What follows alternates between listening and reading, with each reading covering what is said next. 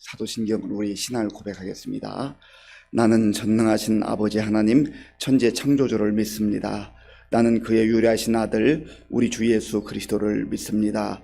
그는 성령으로 잉태되어 동정녀 마리아에게서 나시고 본디오 빌라도에게 고난을 받아 십자가에 못 박혀 죽으시고 장사된 지 사흘 만에 죽은 자 가운데서 다시 살아나셨으며 하늘에 오르시어 전능하신 아버지 하나님 우편에 앉아 계시다가 거기로부터 살아있는 자와 죽은 자를 심판하러 오십니다. 나는 성령을 믿으며 거룩한 공교회와 성도의 교제와 죄를 용서받는 것과 몸의 부활과 영생을 믿습니다. 아멘. 하나님께서 오늘 우리에게 주시는 말씀은 시편 111편입니다. 구약 성경 886쪽 시편 111편을 교독하겠습니다. 할렐루야. 내가 정직한 자들의 모임과 회중 가운데에서 전심으로 여호와께 감사하리로다. 여호와께서 행하시는 일들이 크시오니 이를 즐거워하는 자들이 다 기리는도다. 그의 행하시는 일이 존귀하고 엄위하며 그의 의가 영원히 서 있도다. 그의 기적을 사람이 기억하게 하셨으니 여호와는 은혜로우시고 자비로우시도다. 여호와께서 자기를 경외하는 자들에게 양식을 주시며 그의 언약을 영원히 기억하시리로다. 그가 그들에게 문나라의 기업을 주사 그가 행하시는 일의 능력을 그들에게 알리셨도다. 그의 손이 하는 일은 진실과 정의이며 그의 법도는 다 확실하니 영원 무궁토록 정하신 바요 진실과 정의로 행하신 바로다. 여호와께서 그의 백성을 속량하시며 그의 언약을 영원히 세우셨으니 그의 이름이 거룩하고 지존하시도다. 여호와를 경외함이 지혜의 근본이라. 그의 계명을 지키는 자는 다 훌륭한 지각을 가진 자이니 여호와를 찬양함이 영원히 계속되리로다. 아멘. 오늘 시편 111편은 할렐루야로 시작하고 있습니다. 할렐루야라고 하는 뜻이 무슨 뜻인지 아시죠? 여호와를 찬양하라, 하나님께 찬양하라, 그런 뜻입니다. 찬양하는 것은 하나님의 자녀들에게, 하나님 백성들에게 주어진 특권이기도 하고 의무이기도 합니다. 이 할렐루야라고 하는 말은 히브리어인데 세계 만국 공통어이기도 합니다. 그래서 우리가 세상의 어느 나라를 가든지 예수 믿는 사람들이 믿는 그 모임, 예배에 가서 할렐루야 하면은요 다 알아들어요. 우리 하나님을 찬양합시다. 하나님께 경배합시다. 그리고 할렐루야 하면 보통의 경우는 아멘으로 그렇게 화답을 합니다. 그래서 이것은 히브리어이기도 하지만 하나님 나라의 언어이기도 하고 또 전 세계 예수님을 믿는 사람들이, 하나님의 자녀들이 공통적으로 사용하는 그런 언어라고 하는 겁니다. 그만큼 우리가 하나님을 찬양하고 하나님께 영광 돌리는 것은 우리 삶의 가장 중요한 내용이기도 합니다. 우리가 하나님 앞에 예배 드릴 때도 찬양하는 마음으로 하나님의 이름을 송축하고 높여드리는 그러한 자세로 예배를 드리는 거 아니겠습니까? 왜냐하면 하나님은 찬양을 받으시기에 합당하신 분이시기 때문에 그렇습니다. 그러면 누가 할렐루야 하나님을 찬양할 수 있는가? 하나님을 하나님으로 신뢰하고 믿고 인정하는 사람이지요. 하나님께서 이 세상 모든 우주 만물을 창조하셨다. 하나님은 창조주이시다라고 하는 것을 믿는 사람들이 하나님을 찬양할 수 있어요. 그래서 산을 가든 들을 가든 어디 바다를 가든 어디를 가든 자연이 정말 너무나 아름다운 곳을 가면은요 예수 믿는 사람들은 할렐루야. 그리고 우리가 찬양하나요? 참 아름다워라. 이 모든 하나님이 지으신 세계가 너무 아름다움을 찬양할 수밖에 없습니다. 그런데 하나님을 하나님으로 인정하지 않는 그런 사람들은요 참 멋있다, 참 좋다, 거기까지는 할 수 있어요. 그런데 누가 지었는지, 이 자연 만물이 어떻게 생겼는지 그것을 알지 못하고 사는 것이죠. 그저 감탄하긴 하는데 누가 이 모든 만물을 창조하셨고 다스리시는지 거기까지는 알지 못한다는 거예요. 그러니까 진정으로 찬양할 수 있는 그 사람은요, 창조주 하나님이 어떤 분이신가, 전능하신 하나님께서 말씀으로 세상을 창조하셨다. 그리고 세상만 창조하신 것이 아니라 그 모든 세상 만물 가운데에 저와 여러분들을 하나님의 형상을 따라서 존귀한 자녀들로, 그렇게 존귀한 사람으로 지으셨다. 이것을 믿는 사람이 하나님을 찬양하는 것이지요. 또한 하나님을 찬양할 수 있는 사람은요, 찬양하는 사람은 구원의 은혜를 감격한 사람이에요. 구원받은 백성들이 하나님을 찬양하는 것이죠. 내가 도대체 무엇을 했다고, 내가 어떤 존재인지. 아니, 하나님 앞에 영원히 진노받고 영원히 심판받아 마땅한 그러한 허물과 죄악으로 가득한 존재인데 하나님께서 어찌하여 나를 사랑하시고 구원해 주셨는지. 하나님이 세상을 이처럼 사랑하사 독생자를 주셨으니 이는 그를 믿는 자마다 멸망하지 않고 영생을 얻게 하려 하십니다. 멸망받을 수밖에 없는 존재, 영원히 지옥에 떨어져야 될 그 존재를 예수 그리스도의 생명을 값으로 지불하시고 우리를 구원해 주셨다. 이거 생각하면 감격하고 감사하고 찬양할 수밖에 없는 거 아니겠습니까? 또한 하나님께서 구원해 주신 것도 감사한데 이 광야와 같은 세상 속에서 우리를 늘 필요할 때마다 순간순간마다 주의 은혜로 지켜주시고 인도해 주시고 공급해 주시는 그 하나님, 그 하나님을 생각하면 찬송할 수밖에 없는 것이죠. 그래서 하나님을 진정으로 하나님으로 시인하고 믿고 고백하는 하나님의 사람들이 하나님께 찬양과 영광을 돌릴 수 있다고 하는 겁니다. 이것은 우리의 마음으로 뿐만 아니라 우리의 입술로, 그리고 우리의 삶 속에서도 찬양과 경배로 나타나야 합니다. 여러분 말씀드립니다마는 우리가 정말로 하나님이 기뻐하는 하나님의 자녀, 하나님의 백성으로 산다는 것은 예배 드릴 때만 예배당 안에서만 찬양하는 게 아니에요. 우리가 입술로 찬양하는 그것은 예배당 안에서 또 내 가정 속에서 할 수 있을지 모르겠지만, 그러나 삶의 터전에서는, 직장에서, 일터에서, 학교에서, 어디 가든지 있는 그곳에서 나의 삶으로 하나님을 하나님으로 인정하고 하나님 앞에서 살아갈 때 하나님이 진정한 찬양과 영광을 받으실 뿐만 아니라 주변에 있는 사람들에게도 아름다운 영향을 끼치는 것이죠. 야, 저 사람은 좀 뭔가 다르다. 저 사람은 정말 예수 믿는 것 같아. 저 사람이 믿는 예수님이라면 나도 좀 믿어보고 싶다. 그게 진정한 찬양의 모습 아니겠습니까? 오늘 이 시편 기자는 1절에서 어떠한 사람들이 찬양을 하는가 하는 것을 말하고 있는데요. 자, 본문 1절을 같이 읽어보겠습니다. 1절입니다. 할렐루야, 내가 정직한 자들의 모임과 회중 가운데에서 전심으로 여호와께 감사하리로다. 아멘. 내가 정직한 자들의 모임과 회중 가운데에서, 이 정직한 자들의 모임이라고 할 때 그 모임과 회중 가운데서는 큰 의미에서는 공동체를 말합니다. 공동체. 그런데 그 앞에 있는 그 모임이라고 하는 것은 조금 작은 규모의 그러한 공동체를 말한다면, 회중이라고 표현된 이 공동체는 큰 공동체, 전체 공동체를 말하는 거예요. 다른 말로 말하면 이것은 바로 교회 공동체를 말하는 겁니다. 하나님께 부름받은 백성들, 하나님의 자녀들, 구원받은 사람들의 모임인 교회 공동체를 말하는 것이죠. 우리가 교회 공동체 속에서 하나님을 찬양하고 하나님께 영광 돌릴 뿐만 아니라 날마다 우리의 입술을 벌릴 때마다 감사가 고백되어져야 한다는 것이죠. 오늘 이 시인도 고백하잖아요. 내가 정직한 자들의 모임과 회중 가운데서 전심으로 마음을 다하여 여호와께 감사하리로다. 어떤 교회가 좋은 교회인가?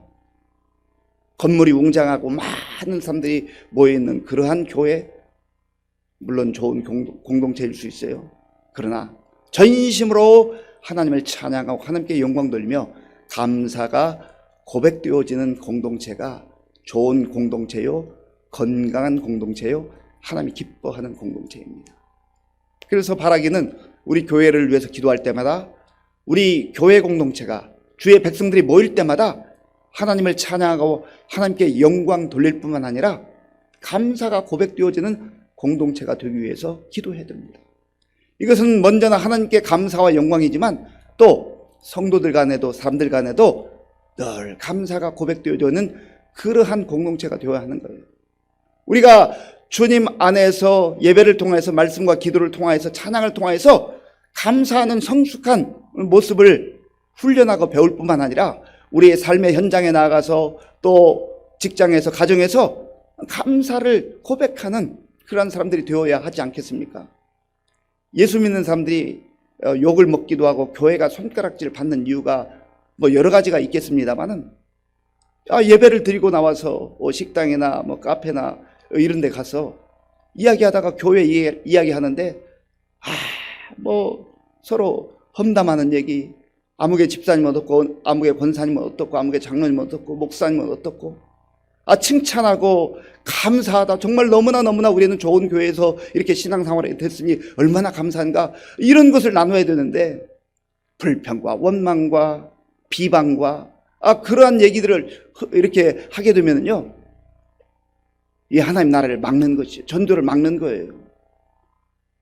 완벽한 사람이 어디 있겠어요? 완벽한 교회가 어디 있겠습니까? 제가 어느 책에서 읽었는데 이런 이야기를 읽었습니다. 어떤 사람이 완벽한 교회를 찾는 거예요. 완벽한 교회. 문제가 없는 교회. 그런 교회가 있을까요? 설령 완벽한 교회가 없지만 있다고 가정을 하고 그 사람이 찾아갔는데요, 그 사람이 들어가는 순간부터 완벽한 교회가 깨진다는 거예요. 왜요? 그 사람이 문제가 있기 때문에. 이 말은 다 우리가 연약하고 부족하다는 거예요. 그럼에도 불구하고 하나님께서 우리의 부족함과 연약함과 허물을 아시면서도 사랑해 주시고 구원해 주시고 품어주셨잖아요. 용서해 주셨잖아요. 그렇다고 한다면 우리가 피차 상대방의 연약함도 알지만 품어줄 수 있는 사람, 그래서 사랑은 모든 허물을 덮어주느니라. 그리고 그 허물을 사함받고 용서받은 그 사람이 진정으로 그 용서와 사랑을 깨닫게 될 때 그때 변화가 일어나는 겁니다. 그때 변화가 일어나는 겁니다. 그래서 바라기는 오늘 저와 여러분들의 삶 속에서 정말 예수님을 잘 믿는다는 것, 균형 잡힌 그리스도인으로 산다는 것, 건강한 교회 속에서 건강한 그리스도인으로 산다는 것은 무엇인가? 감사하는 거예요. 하나님께도 감사, 사람들에게도 감사. 특별히 멀리 있는 사람에게 감사하려고 하지 말고 가까이 있는 가족들에게로부터, 성도들에게로부터 감사할 수 있는 저와 여러분들이 될 수 있기 바랍니다. 그러면 이 시편 기자는 왜 감사해야 된다고 말하고 있습니까? 2절부터 9절까지 그 내용을 쭉 설명하는데요, 몇 가지를 살펴보면 2절에서는 여호와께서 행하신 일이 크기 때문이다. 하나님께서 행하시는 일들이 사람과 비견할 수 없이 엄청나게 위대하고 큰 일을 하시기 때문에 찬양하고 감사해야 한다는 겁니다. 3절에서는 여호와께서 행하시는 일이 존귀하고 엄유하시기 때문에 하나님을 찬양하고 감사해야 된다. 하나님의 행하시는 일은 우리가 다 헤아릴 수 없어요. 너무나 크고 위대하고 엄유하신 일이라는 것이죠. 그리고 4절 말씀, 우리 4절을 한번 같이 읽어봐요. 그의 기적을 사람이 기억하게 하셨으니 여호와는 은혜로우시고 자비로우시도다. 아멘. 그의 기적, 하나님께서 매 순간마다 우리에게 기적을 베푸셔서 은혜로 인도해 주신다는 것이죠. 그래서 그 하나님께서 행하신 기적과 은혜를 기억하고 사는 사람은, 그 주의 행하심을 기억하는 사람은요, 감사하고 찬송할 수밖에 없다고 하는 것입니다. 5절과 6절에서는 여호와께서 양식을 주시고 뭇 나라의 기업을 베풀어 주신다. 그리고 9절 말씀, 우리 9절을 함께 읽겠습니다. 여호와께서 그의 백성을 속량하시며 그의 언약을 영원히 세우셨으니 그의 이름이 거룩하고 지존하시도다. 아멘. 여호와께서 그의 백성을 속량하셨다. 이 속량은 값을 지불하고 산다는 의미예요. 예수님께서 이 땅에 오셔서 생명을 지불하시고 우리를 사신 것이죠. 그의 언약을, 하나님의 약속을 영원히 세우셨도다. 잠깐이 아니라 하나님의 약속의 말씀은요, 유효 기간이 영원입니다. 영원. 1년, 5년, 70년, 100년이 아니에요. 영원한 주의 언약. 그러니까 우리가 그 하나님을 믿을 만한 것이죠. 마지막으로 10절 말씀 같이 읽겠습니다. 여호와를 경외함이 지혜의 근본이라. 그의 계명을 지키는 자는 다 훌륭한 지각을 가진 자이니 여호와를 찬양함이 영원히 계속되리로다. 아멘. 여호와를 경외함이 지혜의 근본이다. 우리가 다 지혜롭게 살기를 원하잖아요. 그러면 여호와를 경외하고 여호와께서 행하신 일들을 기억하며 그 하나님께 감사와 찬양을 돌리되 언제까지요? 영원까지. 우리가 하나님의 부름을 받는 그날까지 그렇게 찬양하며 사는 겁니다. 사랑하는 성도 여러분, 우리 의정부 시민교회가 정말 좋은 교회가 되기를 원합니다. 모일 때마다 우리의 마음과 정성을 다해서 전심으로 하나님께 찬양하며 영광 돌릴 뿐만 아니라 감사가 고백되어지는 우리 교회가 될 수 있길 바랍니다.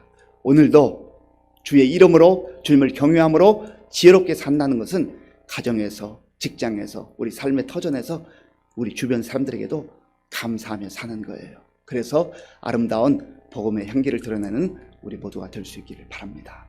기도하겠습니다. 아버지 하나님, 감사합니다.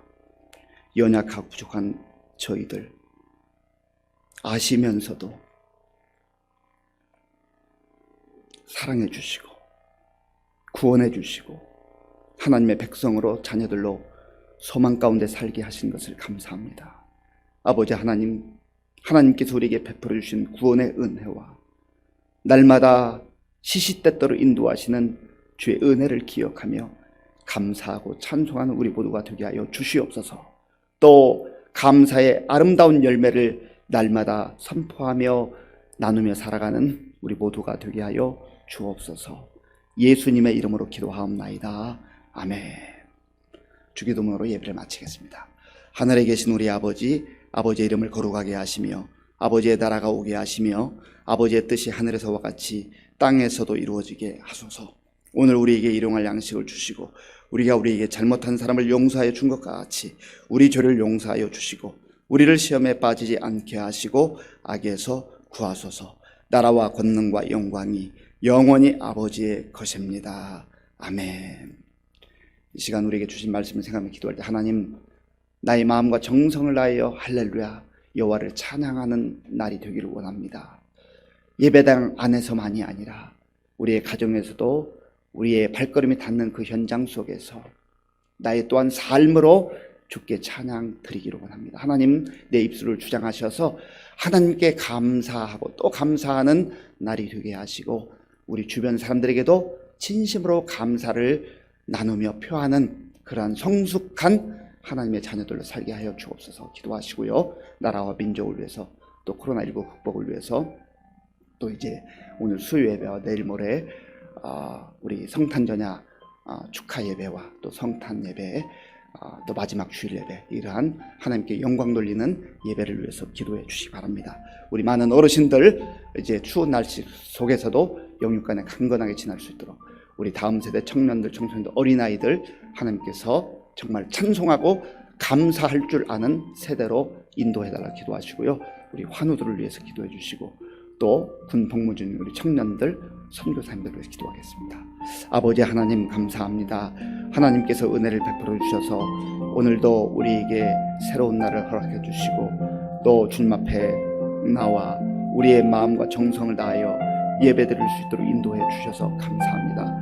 하나님 아버지여, 하나님은 찬양을 받으시기에 합당하신 하나님이시고 또 하나님 아버지여, 찬양 받기를 원하시는 하나님이신 줄로 믿습니다. 아버지 하나님, 우리를 구원하시고 우리를 사랑하시고 우리를 주의 은혜로 인도하시고 또 날마다 보호하시는 그 하나님을 바라보며 그 하나님께 감사와 찬양으로 나아갈 수 있도록 인도하여 주시옵소서. 하나님께서 베푸신 그 놀라운 은혜를 기억하게 하시고 하나님 아버지, 우리의 입술이 아버지여 열려질 때마다 감사하고 또 감사할 수 있는 성숙한 주의 자녀들 되게 하여 주시옵소서. 하나님 아버지, 또 하나님 앞에서만이 아니라 우리 가정에서 또 일터에서 사회 현장 속에서 우리의 입술을 벌릴 때마다 우리 주변 사람들에게도 감사하고 감사할 수 있는 성숙한 하나님의 사람들로 살게 하여 주시옵소서. 아버지 하나님, 그리하여서 정말로 하나님을 경외하며 하나님을 의지하며 말씀대로 순종하며 사는 가운데에 지혜로운 인생 살게 하시고 하나님께 영광 돌리는 아름다운 향기를 드러내며 살아갈 수 있도록 주님 도와주시옵소서.